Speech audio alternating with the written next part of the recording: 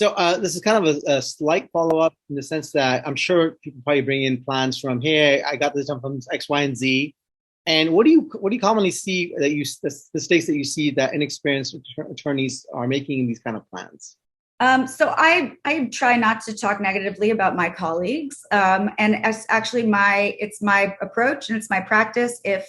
If you have an outdated estate plan, especially when it comes to something like an advanced healthcare directive, for example, if you have an outdated advanced healthcare directive, it probably doesn't have a HIPAA waiver. HIPAA is not a new, but a fairly newer legislation. So it's a privacy law that now every advanced healthcare directive needs a HIPAA waiver in order for you to get the health records of your loved one, or especially if you're not related, so you can have access to know what's going on with them if they're in the hospital or incapacitated, etc.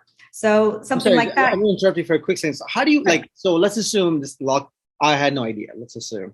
How do you update your clients? Like, how do you inform them? Like, what do you do? Oh, that's what you said. Sorry, I didn't hear you. No, but I want to know that too, because that was a great example. So yeah. How do I update my clients? Well, I always say I update my clients myself because I have a nifty system called Trust Anniversaries, where awesome. I update send us the link. We'll post it up for sure. Yeah, I update them every 6 months, or the first 6 months, just to make sure everything's copacetic. Okay. And every 3 years or every 5 years, they're entitled to a free review. And then I also update them if there's been any legislation that affects them directly, something like Prop 19, for example.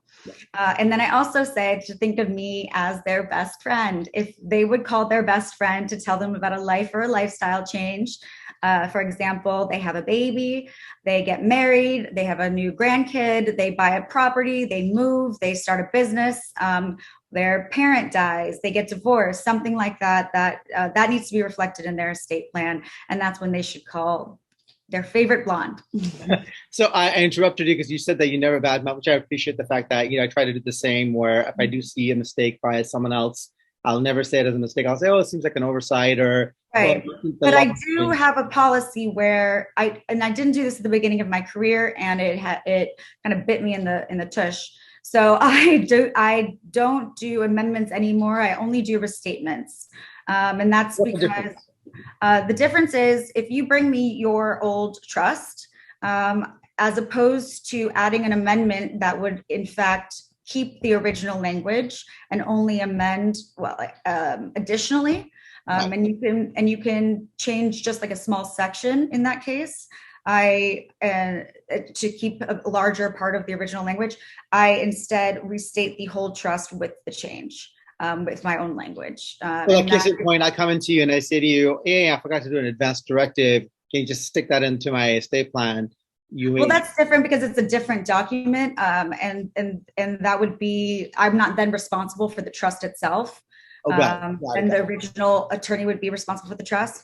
But if I'm going to be responsible for your trust language, then I'm going to be responsible for all of it. And I'm going to request that you would then have a new retainer. Sorry, but if someone came to me with just an advanced healthcare directive, I would probably, I don't sell, I'm not a salesperson. It's your prerogative as a client to do whatever you want. But I would probably strongly suggest to revisit the trust or the other estate planning documents. And 9 times out of 10 or 99 out of 100, I wind up doing the whole thing.